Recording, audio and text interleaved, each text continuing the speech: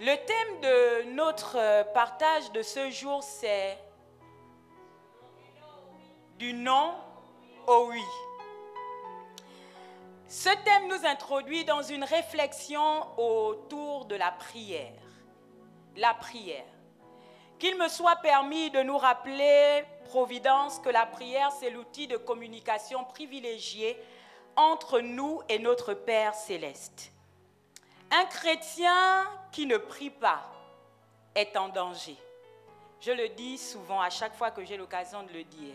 Un chrétien qui ne prie pas est vulnérable. Et un chrétien qui ne prie pas est un danger pour les personnes qui l'entourent. Non seulement il est en danger, mais il est aussi dangereux. Pour plusieurs, la prière est comme un chèque en blanc que Jésus nous aurait donné pour obtenir tout ce que nous désirons. Seulement, après une lecture plus juste de la parole de Dieu, cela nous permet de réaliser qu'en fait, il n'en est rien. Dieu n'exauce pas toutes les prières, et heureusement.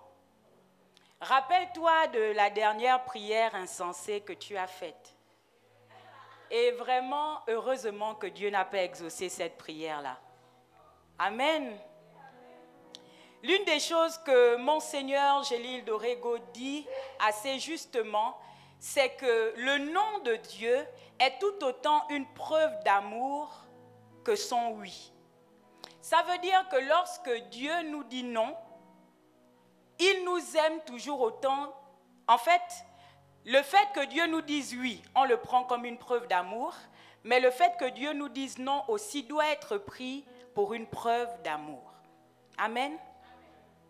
En méditant, j'ai compris que une prière, une bonne prière, faite au mauvais moment peut devenir une mauvaise prière. Bref, le texte que je nous propose de lire ensemble, il y a du Larsen, le texte que je nous propose de lire ensemble ce matin nous permettra de comprendre que l'exaucement de nos prières est en réalité étroitement lié au respect de principes divins. Notre texte de base est en Matthieu 15 et nous lirons ensemble du verset 21 au verset 28. Je reprends la référence. Matthieu 15 de 21 à 28. Je lis le texte. Jésus, étant parti de là, se retira dans le territoire de Tyr et de Sidon. Et voici, une femme cananéenne qui venait de ces contrées lui cria: « Aie pitié de moi, Seigneur, fils de David. Ma fille est cruellement tourmentée par le démon. » Il ne lui répondit pas un mot. Et ses disciples s'approchèrent et lui dirent avec insistance: « Renvoie-la, car elle crie derrière nous. » Verset 24. Il répondit: « Je n'ai été envoyé qu'aux brebis perdues de la maison d'Israël. » Mais elle vint se prosterner devant lui, disant: « Seigneur, secours-moi. » Et il lui dit: « Il n'est pas bien de prendre le pain des enfants et de le jeter aux petits chiens. » « Oui, Seigneur, dit-elle, mais les petits chiens mangent les miettes qui tombent de la table de leur maître. » Alors Jésus lui dit: « Femme, ta foi est grande, qu'il te soit fait comme tu veux. » Et à l'heure même, sa fille fut guérie. Que Dieu bénisse sa parole. Cette histoire, je pense que vous en avez déjà entendu parler, se trouve en Matthieu, mais également en Marc. La référence exacte est Marc 7, de 24 à 30. Et dans la manière dont Marc raconte les choses, il nous permet en préambule de comprendre le contexte de l'histoire. Il nous explique qu'en fait, Jésus est entré dans une maison et ce que Jésus voulait faire, c'était se cacher. Mais la Bible dit qu'il ne put rester caché à cause de cette femme. Et lorsque j'ai lu cela, j'ai eu envie de prophétiser sur une personne ce matin en lui disant que tu ne pourras pas rester caché. Je déclare dans le nom de Jésus que le doigt de Dieu se pose sur toi et tu ne resteras pas caché. Quel que soit l'endroit où Dieu t'a positionné, je prie que ta lumière brille et qu'elle éclaire. Amen. Lorsqu'on se trouve dans l'obscurité, la lumière, la présence de lumière de manière brusque fait mal aux yeux. Et on se retrouve un peu dans la situation où le monde sait qu'il est dans l'obscurité et toi, étant la lumière, tu arrives dans un environnement de manière brusque et le monde a envie de dire « ton éclat me dérange ». Essaie de briller un peu moins fortement. Mais je viens te dire de la part de Jésus que ce n'est pas le monde qui doit déterminer l'amplitude de ta lumière. Je prie que tu brilles et que tu brilles encore. Je déclare que même si ton éclat dérange, tu brilleras quand même. Au nom de Jésus. Amen. Lorsqu'on lit bien la manière dont Matthieu présente les choses, on comprend en fait que la sollicitation de cette femme envers Jésus dérange Matthieu. Et ça me dérange.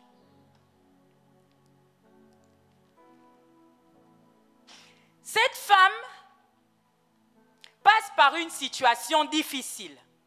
La Bible dit que sa fille est tourmentée par le démon et entendant parler de la présence de Jésus, bien qu'il voulait se cacher, elle s'est dit, je vais saisir l'opportunité pour régler le problème de ma fille.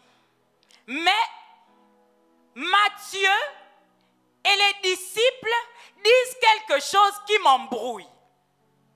Cette femme vient vers Jésus et Jésus ne s'occupe pas d'elle. Et Matthieu renchérit en disant, renvoie-la, elle crie derrière nous. Mais j'ai envie de dire, Matthieu, en fait, elle ne crie pas derrière vous, elle crie derrière lui. Il dit, elle marche derrière nous. Mais Matthieu, non, elle ne marche pas derrière vous, elle marche derrière Jésus. Bien-aimé, je veux te dire qu'il y aura toujours quelqu'un qui sera dérangé par le fait que tu pries. Il y aura toujours quelqu'un qui sera dérangé par le fait que tu serves. Quelqu'un aura toujours quelque chose à dire sur le montant d'offrande que tu apportes à l'église. Ce que j'ai envie de demander à ce quelqu'un, c'est à toi que je donne mon argent. Et puis, c'est ton argent. De deux. C'est toi qui me donnes l'argent que je donne. Et puis, même si c'était toi qui me donnais l'argent que je donne, quand tu m'as donné, c'est à qui? Éternel Dieu de gloire. J'ai choisi de passer mon samedi à l'église. Ça te dérange. Je choisis de mettre mes plus beaux vêtements quand je viens dans la présence de Dieu. Ça te dérange. Il y aura toujours des Matthieu qui seront dérangés alors que ce n'est pas à eux. Ce n'est pas pour eux. Au sujet de notre service, de nos offrandes, des temps que nous passons à l'église, nous ne sommes pas des illuminés qui font les choses de manière insensée. Nous avons pesé le fait d'être dans le monde et nous préférons être chrétiens. Nous avons pesé le fait de donner notre argent au monde, mais nous préférons le donner à Dieu. Nous avons pesé le fait de servir le monde et de manière résolue et réfléchie, nous disons que maintenant, c'est l'Éternel qui sera notre Dieu. Alors j'aimerais dire, laisse-moi adorer Jésus. J'aimerais m'associer à quelqu'un qui a envie de dire au vindicatif, laisse-moi apporter mes offrandes dans la maison de Dieu. Laisse-moi être fidèle dans le don de mes dîmes parce que je sais à qui je donne. Je sais qui je sers. Matthieu, arrête de t'occuper de mes affaires. Ha, laisse-moi tranquille. Dans cette histoire, il s'agit donc d'une femme cananéenne, une femme païenne, non juive, mais pas que. Cette femme fait partie d'un peuple qui n'est pas seulement différent du peuple d'Israël. Elle fait partie d'un peuple qui est complètement ennemi du peuple d'Israël. C'est l'ennemi numéro 1. Et malgré toutes les bonnes raisons que cette femme pouvait avoir de ne pas s'approcher de Jésus, elle a bravé l'interdit parce que à qui d'autre irions-nous? Après le mur du silence de Jésus, après le rejet des disciples, Jésus fait comprendre à cette femme qu'en fait, je ne suis pas venu pour des gens comme toi. Je suis venu pour les brebis perdues de la maison d'Israël. Toi, tu fais partie de la catégorie des petits chiens. Et moi, Jésus, je suis venu pour les brebis perdues de la maison d'Israël. Autant vous dire que si cette conversation qui n'a pas eu lieu entre la femme et Jésus, il y avait des gens. Si cette conversation où Jésus traite une femme qui est en détresse de petits chiens, si ça s'était passé aujourd'hui, ici et maintenant, les secondes qui suivraient, l'Église de Jésus ferait l'objet d'un scandale sans nom. Un gourou, se disant homme de Dieu, prophète, s'est adressé à une femme dans la détresse en la traitant de petit chien. Jésus, quelle audace! Jésus, quelle audace de faire ça! Mais contre toute attente, la femme traitée de petit chien n'est pas du tout offusquée par ça. Pire encore, elle saisit la parole au vol et dit oui, je suis un petit chien. Mais les petits chiens sont capables de prendre les miettes qui tombent de la table. Ah, tu veux le miracle à ce point-là? Jusqu'à accepter que ton pasteur te traite de petit chien?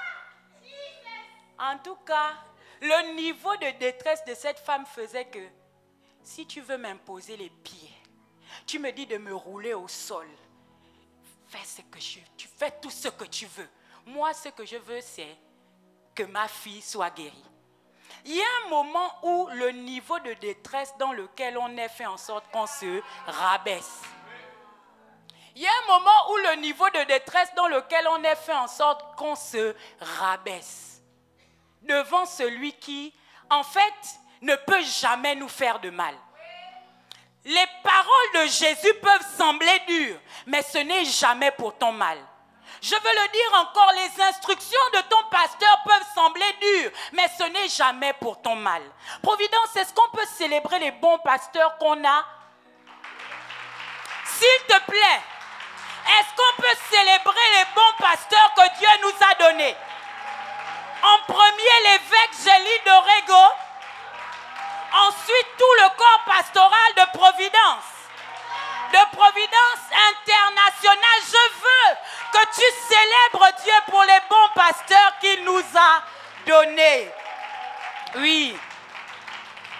Oui. Il y a de mauvais pasteurs. Malheureusement. Mais à Providence, nous avons de bons pasteurs et c'est une grâce. C'est pourquoi nous prenons soin de vous, chers pasteurs. C'est ça, non? Ils prennent soin de vous quand même. Ils ne sont pas très convaincus. Les providers prennent bien soin de vous. Amen. Peut-être qu'il faut revoir. Toi-même, quand tu vois, est-ce que tu prends soin de ton pasteur? Même pas un message pour dire seulement bonjour. Bonjour, bonjour pasteur, j'espère que tu vas bien. Je disais, contre toute attente, cette femme a choisi de saisir au vol la parole disant qu'elle est un petit chien parce qu'elle voulait quelque chose. Il y a plusieurs choses à dire au sujet de ce texte et je vais en dire quelques-unes. Je commence par dire une chose que l'évêque nous avait dit à délivrance au sujet de la prière de cette femme. Cette femme veut que sa fille soit délivrée. Jésus lui dit qu'il la nourriture des enfants aux petits chiens.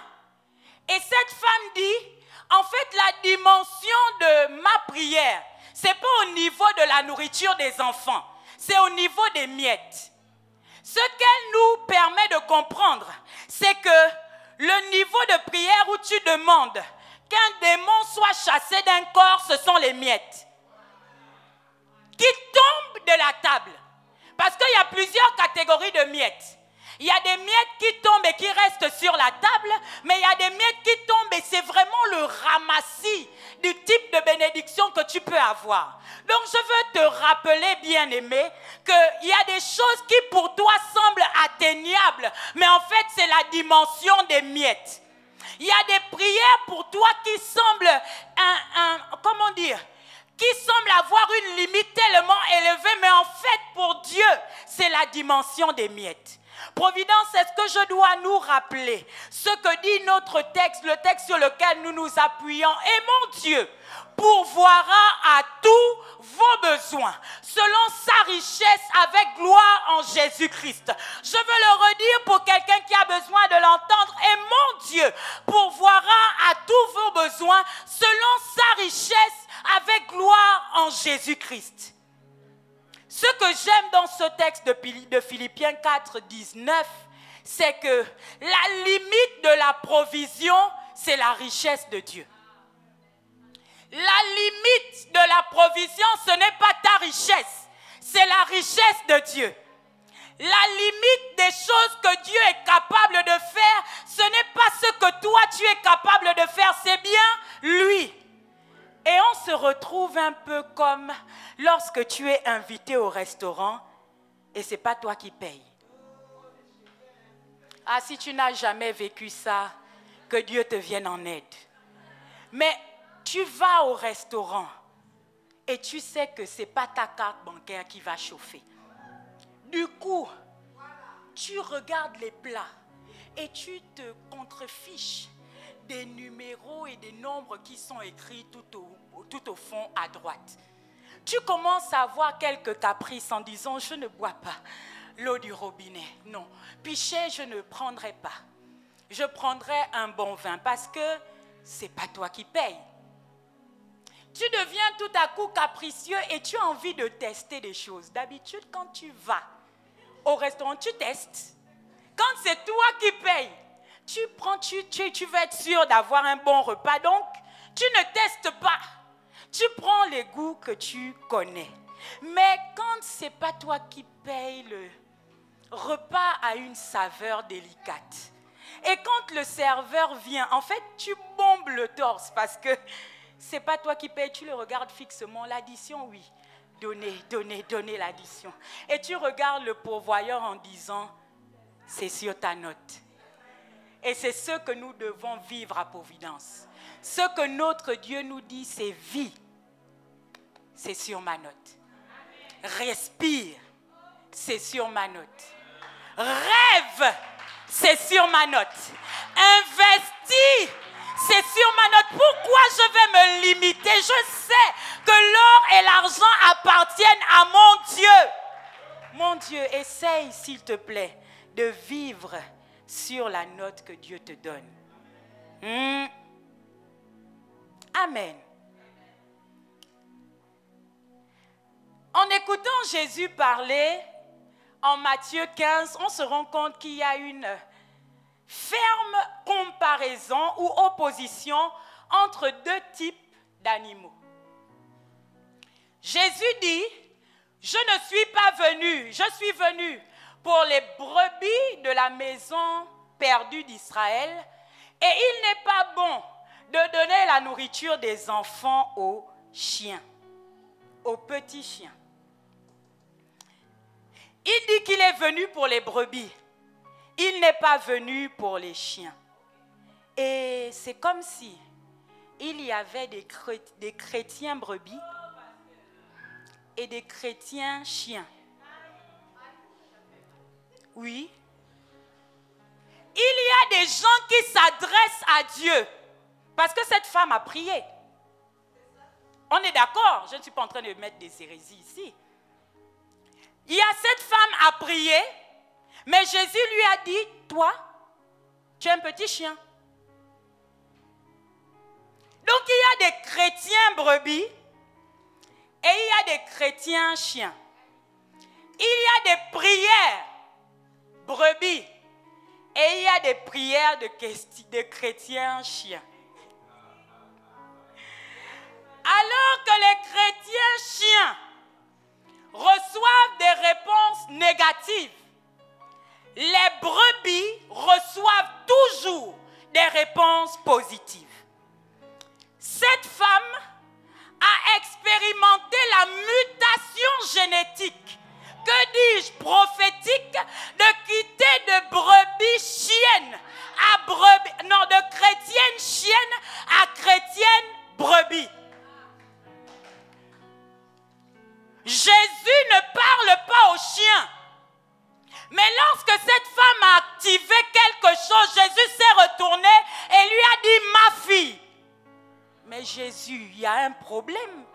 Il y a quelques minutes, tu ne pouvais même pas t'adresser à moi. Pas parce que j'étais cananéenne, mais parce que j'étais de la catégorie chien.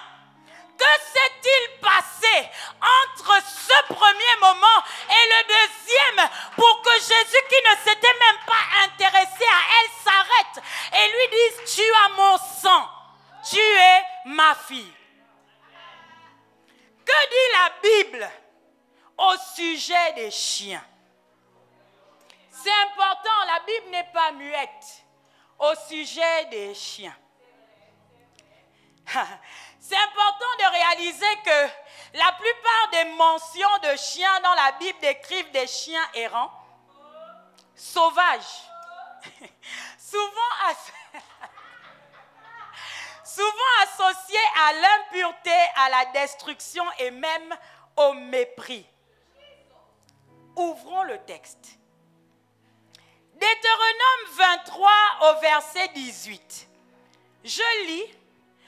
Tu n'apporteras pas dans la maison de l'Éternel, ton Dieu, le salaire d'une prostituée, ni le prix d'un chien, pour l'accomplissement d'un vœu quelconque, car l'un et l'autre sont une abomination devant l'Éternel, virgule, ton Dieu.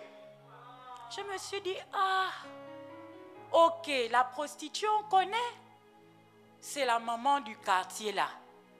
Je comprends que le salaire qu'elle apporte, ce soit une abomination, mais le prix d'un chien, c'est quoi le rapport? Ce que Dieu dit, c'est que le prix auquel on achète un chien, c'est une abomination. C'est grave. Une abomination désigne quelque chose de profondément détestable, qui viole gravement la loi ou la sainteté de Dieu. Vous ne me croyez toujours pas? Deuxième texte. 1 Samuel 17 au verset 43. Le Philistin dit à David, c'est Goliath qui parle, suis-je un chien pour que tu viennes à moi avec des bâtons? Et le Philistin maudit David par ses dieux.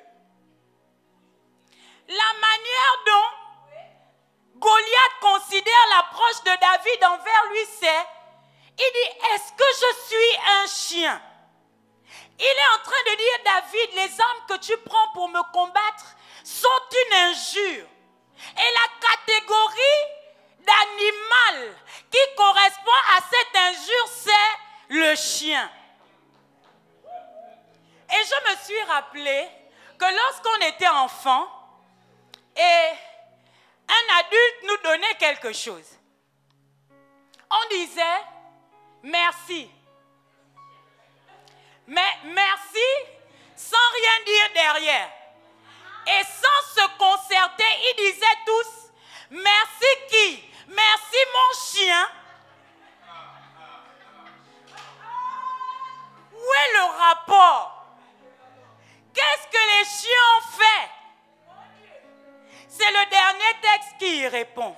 Et c'est grave. Apocalypse 22 au verset 15 dit, dehors les chiens. Les sorciers, les impudiques, les meurtriers, les idolâtres et quiconque mensonge. Parmi tous les animaux qui existent, c'est seulement le chien qu'on a pris. Et je me suis demandé, c'est quoi le problème? C'est quoi le problème avec les chiens? Et ce que j'ai lu, et vous l'avez probablement lu, c'est dans les Proverbes, il dit que les chiens, c'est la catégorie d'animal qui retourne à ce qu'il a vomi. Comme tous les autres animaux, les chiens ont 4 pattes. Ils ont des pattes. Ils se nourrissent comme des animaux, mais le problème du chien, c'est qu'il retourne toujours à ce qu'il a vomi. C'était ce que la Bible disait sur les chiens. Qu'est-ce que la Bible dit sur les brebis? La Bible utilise très souvent la représentation des brebis pour parler du peuple de Dieu, en disant que le peuple de Dieu est fragile et dépend de son berger. Mais je pense que l'illustration qui a fait monter la brebis au top de tous les animaux, c'est que Jésus a dit qu'il est l'agneau de Dieu. L'agneau, c'est la brebis. OK? Du coup, on se retrouve dans la situation où les brebis sont devenues le type d'animal qu'il fallait chercher à être. Et j'ai réfléchi. Les brebis ne sont pas parfaites. On parle de brebis galeuses. On parle de brebis qui ne respectent pas toujours les instructions du berger. Donc, la brebis n'est pas parfaite. Quand je dis qu'il faut que tu passes de la catégorie de chrétien chien à chrétien brebis, je ne suis pas en train de parler de ta perfection. Je suis en train de parler de ton identité, de ton ADN. À l'intérieur de toi, il doit y avoir la portion qui fait de toi la brebis. Ce que Jésus dit, c'est que tu es sa brebis. Psaume 23 parle de Jésus comme le bon berger et David dit, l'Éternel est mon berger. Ce qu'il dit en d'autres termes, c'est je suis la brebis du Seigneur. Et je crois que la femme cananéenne a expérimenté le passage du non au oui par le moyen de la foi. C'est sa foi qui était grande qui a fait en sorte qu'elle passe du non au oui, qui a fait en sorte qu'elle change de catégorie. Et il y a deux caractéristiques qui m'ont marqué au sujet des brebis. La première, c'est, comme je le disais, les brebis ne sont pas comme les chiens. Alors que les chiens sont errants et sauvages, les brebis appartiennent à un berger. David dit, l'Éternel est mon berger. Il dit donc, j'appartiens à l'Éternel. Je fais partie du troupeau qui est conduit par l'Éternel. Si tu souhaites passer régulièrement du non au oui et expérimenter le oui de manière intemporelle, il faut que tu appartiennes à Jésus. Il faut que tu sois la brebis de l'Éternel. Il faut qu'on puisse te situer par rapport à Dieu. Quelle est ta relation avec le berger? Quelle est ta relation avec le bon berger? David dit, je ne suis pas une brebis errante. L'Éternel est mon berger. Je sais reconnaître celui à qui j'appartiens. C'est pourquoi même lorsque je me perds, je sais qu'il laissera les 99 autres qui sont dans le droit chemin pour venir me retrouver moi. Dieu ne part pas chercher les chiens, il va toujours chercher ses brebis. Toujours, toujours, toujours. Il te faut te repositionner par rapport à ton appartenance, à ta filiation, ton lien avec le berger. La deuxième caractéristique des brebis, c'est mes brebis entendent ma voix et elles me suivent. C'est la relation avec le berger.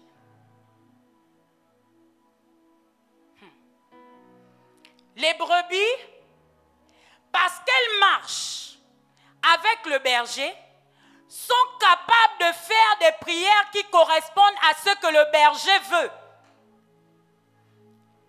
Les brebis n'échouent pas dans leur manière de prier. Pourquoi? Parce qu'à cause de leur relation avec le berger, elles savent ce qu'on demande et ce qu'on ne demande pas. Elles savent quelle est la manière de parler au berger et quels sont les mots qu'il ne faut pas employer.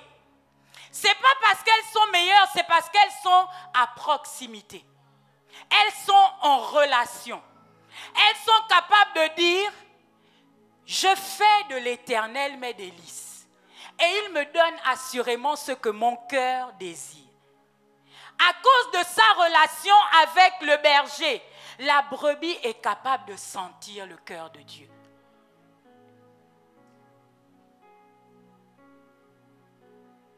Il arrive, bien aimé, qu'on prie mal. Mais même quand on prie mal, la relation avec le berger fait qu'il vient nous dire, là, tu pries de la mauvaise manière, prie autrement. C'est comme ça qu'on n'échoue pas. Je veux te demander, tu essuies régulièrement des non. Tu essuies régulièrement des silences de la part de Dieu. Est-ce que tu te présentes à lui comme une brebis qui dit, Seigneur, je dépends de toi et Seigneur, je veux entendre ta voix. Sur cette terre, nous réalisons bien que nous sommes en mandat. Nous avons une mission à accomplir. Et Dieu n'exaucera les prières, n'exaucera que les prières qui vont dans la direction de sa volonté. Qu'on ne nous trompe pas, chers chrétiens. Ce n'est pas avec ta prière que tu es capable de changer Dieu. Non. Dieu ne change pas.